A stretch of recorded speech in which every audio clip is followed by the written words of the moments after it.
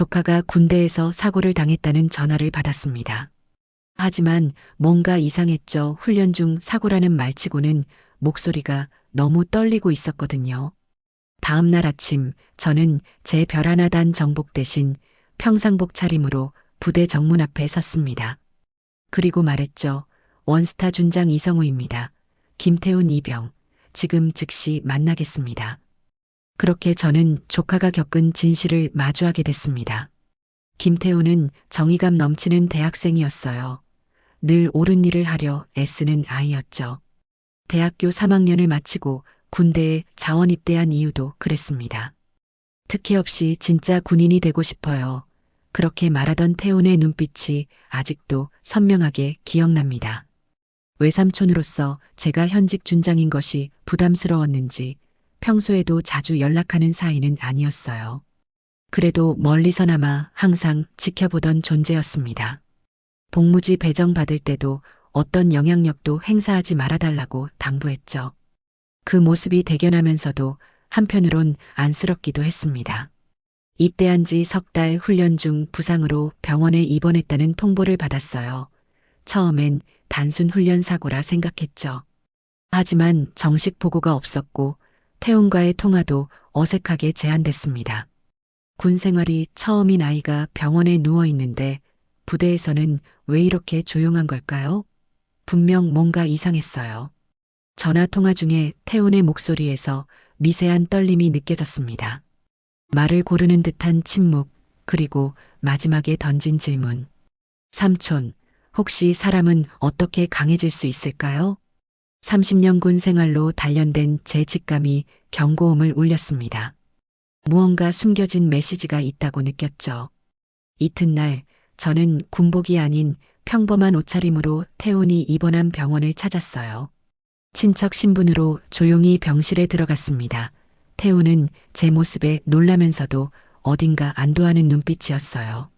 얼굴에 뺨과 몸을 가린 환자복 아래로 보이는 갈비뼈 부근의 타박상. 의료 기록에는 야간 훈련 중 자해 추정이라고 쓰여 있었습니다.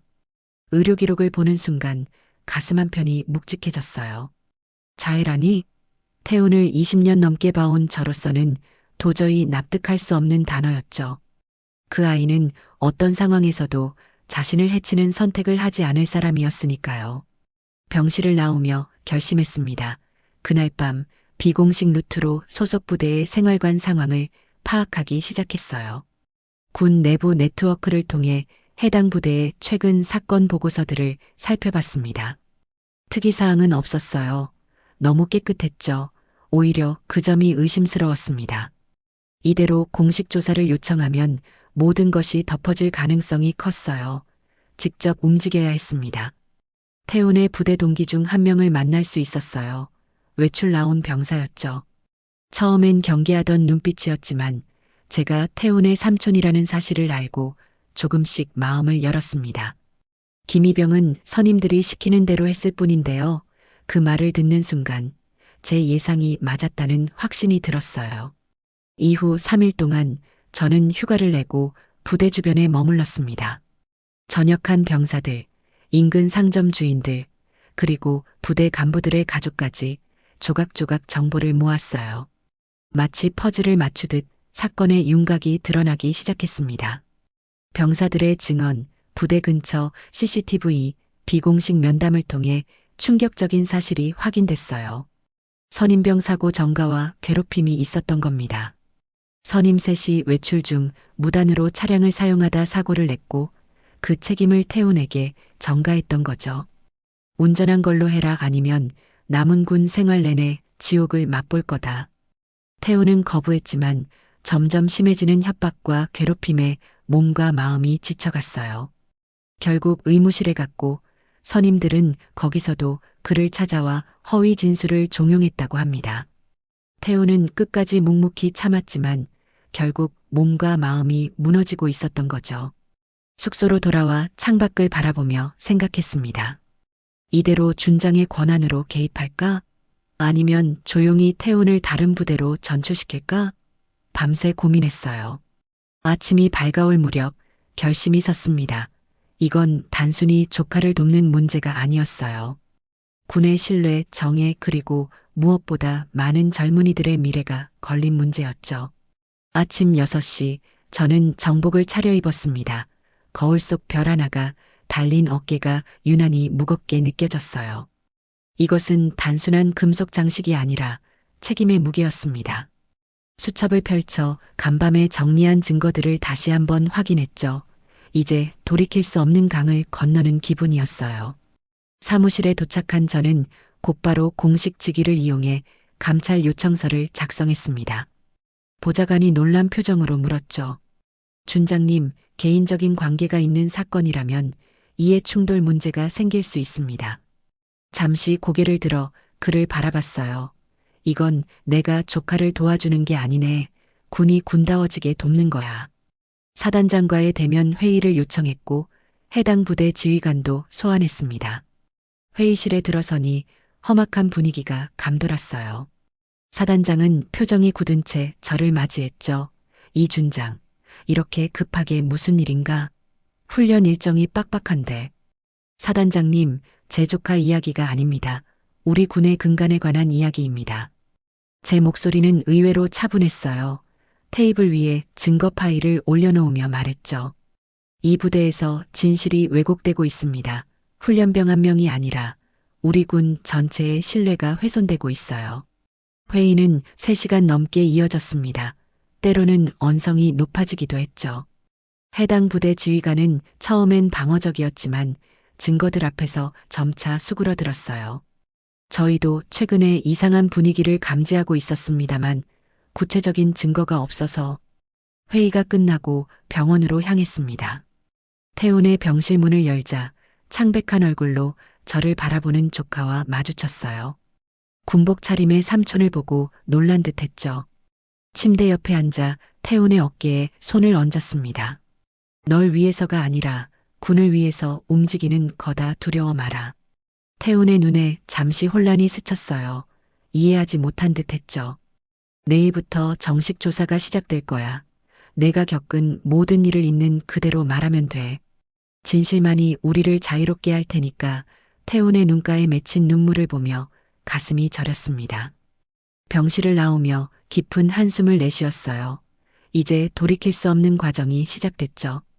군 내부에서 이런 문제를 제기하는 것은 때로 자신의 경력의 위험을 초래할 수도 있었습니다.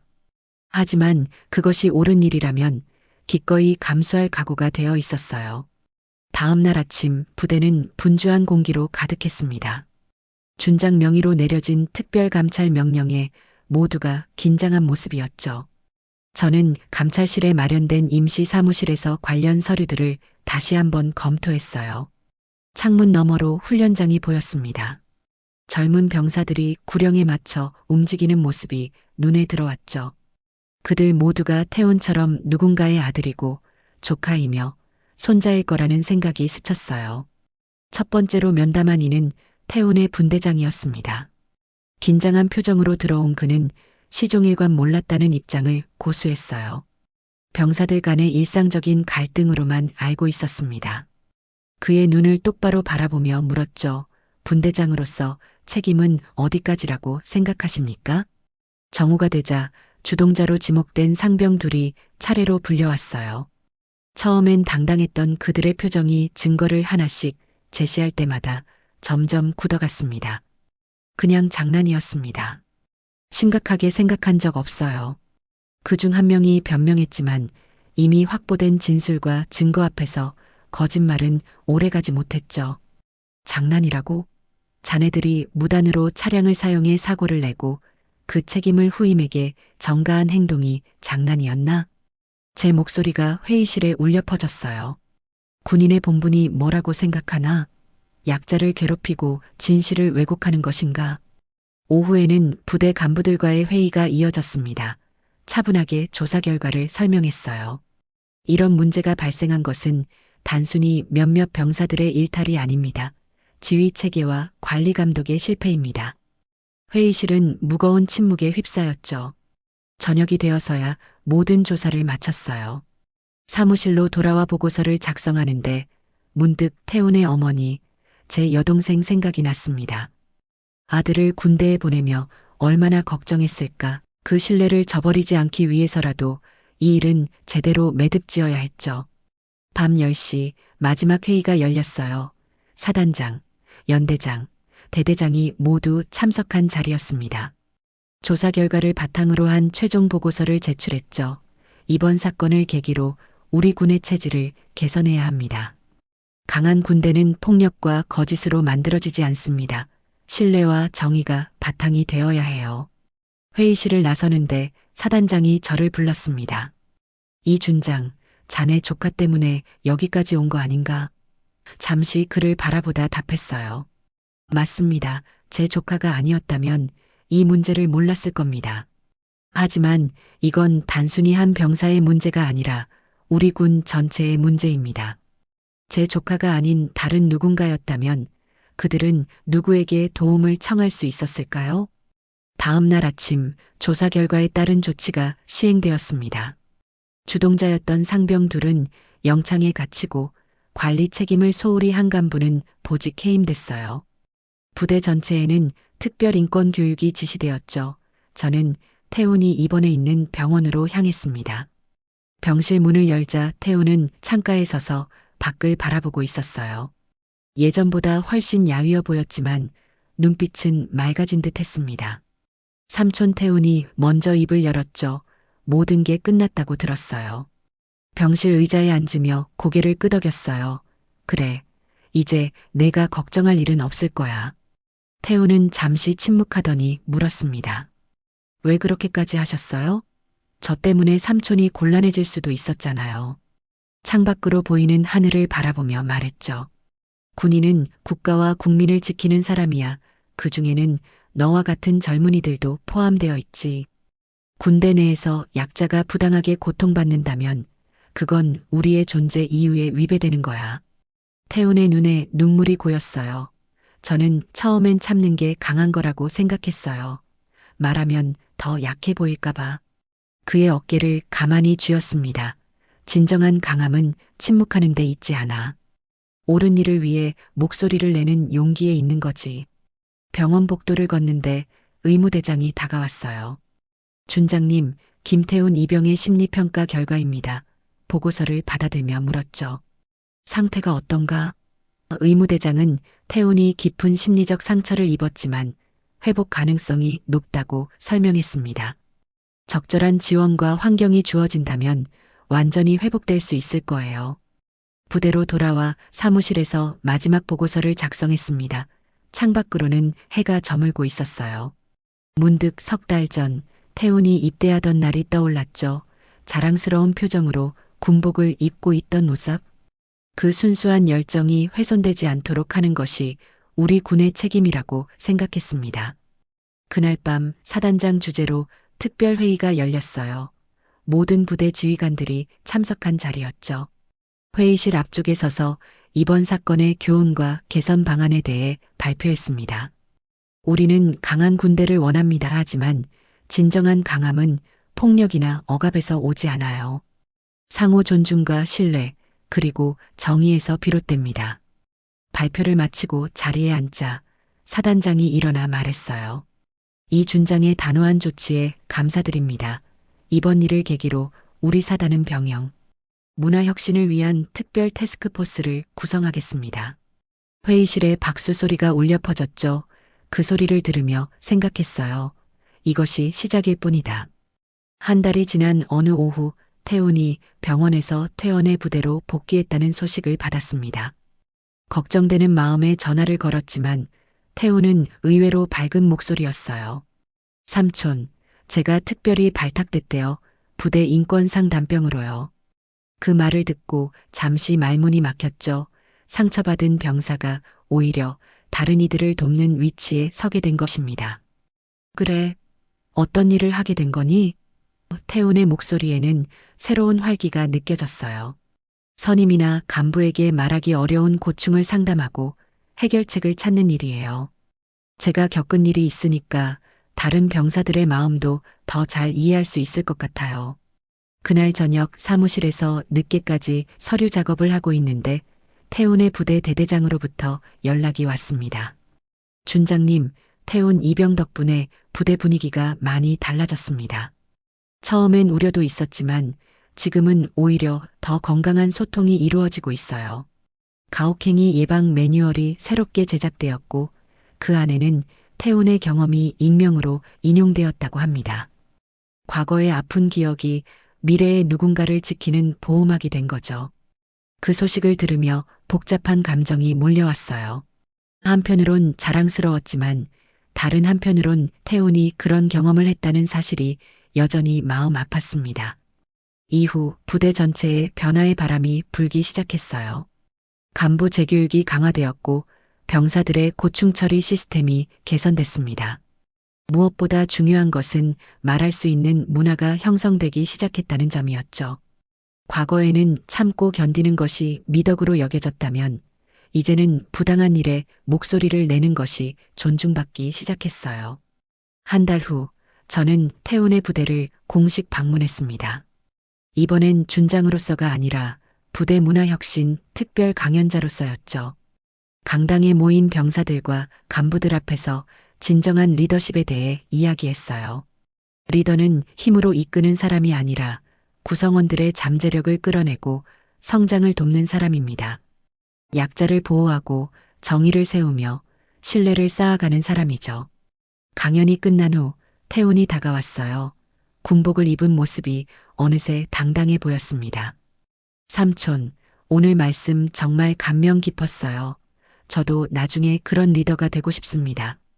태운의 어깨를 토닥이며 말했죠. 넌 이미 그런 리더의 길을 걷고 있어.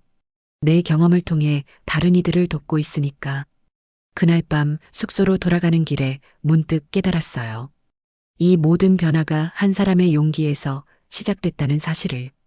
태운이 끝까지 진실을 지키려 했던 그 작은 용기가 결국 전체 시스템을 변화시키는 시작점이 된 것이죠. 때론 별이 많은 사람보다 별은 없어도 올바른 신념을 지킨 한 사람의 힘이 더 클 수 있다는 걸 다시 한번 배웠습니다. 6달이 지난 어느 주말, 태운이 휴가를 나와 제 집에 찾아왔습니다. 문을 열자 예전보다 훨씬 건강해 보이는 모습에 안도감이 밀려왔어요. 군복 차림이 아닌 평상복을 입은 태운은 어딘가 더 성숙해 보였습니다. 삼촌, 오랜만이에요. 갑자기 찾아와서 죄송해요. 함께 식탁에 마주 앉았습니다. 아내가 준비한 음식을 앞에 두고 태운과 저는 잠시 말없이 서로를 바라봤어요. 그동안 많은 일이 있었지만 지금 이 순간만큼은 그저 삼촌과 조카로 앉아 있는 것이 참 좋았습니다. 어떻게 지내고 있어? 제가 먼저 입을 열었어요. 태우는 천천히 숟가락을 들며 대답했습니다. 잘 지내고 있어요. 인권상 단병일이 생각보다 바빠요. 매일 적어도 2~3명의 전우들이 찾아옵니다. 그 말에 걱정이 되어 물었죠. 힘들진 않니? 내가 상처받은 일과 비슷한 이야기를 계속 들어야 할 텐데. 태우는 고개를 저었어요. 처음엔 힘들었지만 이제는 괜찮아요. 오히려 제가 도울 수 있다는 사실이 저를 더 강하게 만들어주는 것 같습니다. 그런 말을 하는 태운의 표정에서 진정한 성장을 볼 수 있었어요.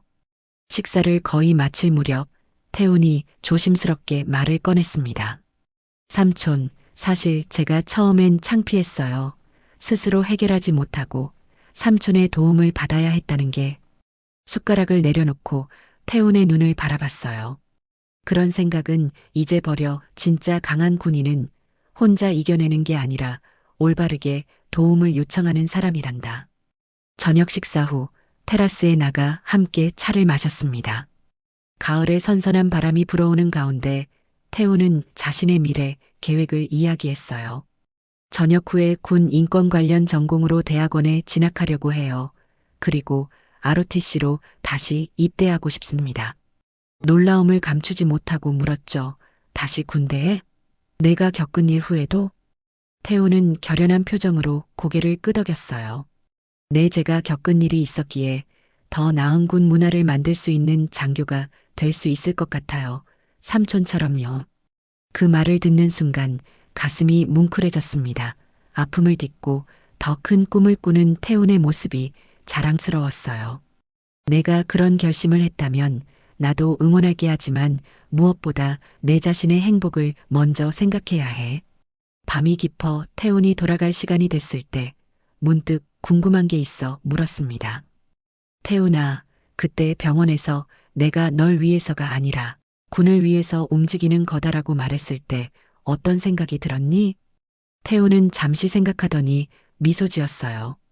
처음엔 섭섭했어요. 하지만 지금은 그 말의 의미를 완전히 이해합니다. 개인을 넘어선 더 큰 가치를 위해 행동한다는 것이 무엇인지 알게 됐으니까요. 1년 후에 어느 봄날 태훈의 저녁식에 참석했습니다. 그동안 태훈은 부대 인권상 단병으로서 많은 전우들에게 도움을 주었고 병영 문화 개선에 크게 기여했어요. 그의 노력은 상급 부대에서도 인정받아 모범용사로 선정되었죠. 저녁식장에는 태훈과 함께했던 전우들이 많이 모였습니다. 그들의 눈빛에서 진심 어린 존경을 볼 수 있었어요. 식이 끝난 후 태훈의 대대장이 저에게 다가왔습니다. 준장님, 태훈 병장 아니, 이제는 예비역 태훈 씨 덕분에 우리 부대가 완전히 달라졌습니다. 가혹행위는 현저히 줄었고 소통 문화가 확립됐어요. 다른 부대에서도 우리 시스템을 벤치마킹하러 옵니다. 태훈은 전역 후 계획대로 대학에 복학했고 군 인권과 관련된 학과로 전과했습니다. 종종 만나 식사를 하며 그의 학업과 미래에 대해 이야기를 나눴어요. 태훈은 ROTC 시험을 준비하고 있었죠. 삼촌, 제가 겪은 일이 헛되지 않게 하고 싶어요. 더 나은 군대를 만드는데 제 경험이 도움이 될 거라고 생각합니다. 그날의 사건 이후 군 내에서도 큰 변화가 있었어요. 가혹행위 예방 및 대처 매뉴얼이 전군에 배포되었고 병영 문화 개선을 위한 특별 교육이 정례화됐습니다. 제가 주도한 개혁안 중 몇 가지는 국방부 정책으로 채택되기도 했죠. 한 사람의 용기가 시스템 전체를 변화시킨 사례로 종종 언급되었어요. 2년이 지난 어느 날 태훈으로부터 기쁜 소식을 들었습니다. ROTC 과정을 성공적으로 마치고 소위로 임관했다는 거죠. 임관식에 참석해 태훈의 어깨에 계급장을 달아주는 순간 가슴이 뭉클했어요. 이제 그는 후배 병사들을 지도하고 보호하는 위치에 서게 된 것입니다. 임관식 후 태훈은 자신의 첫 부임지로 향하게 됐어요.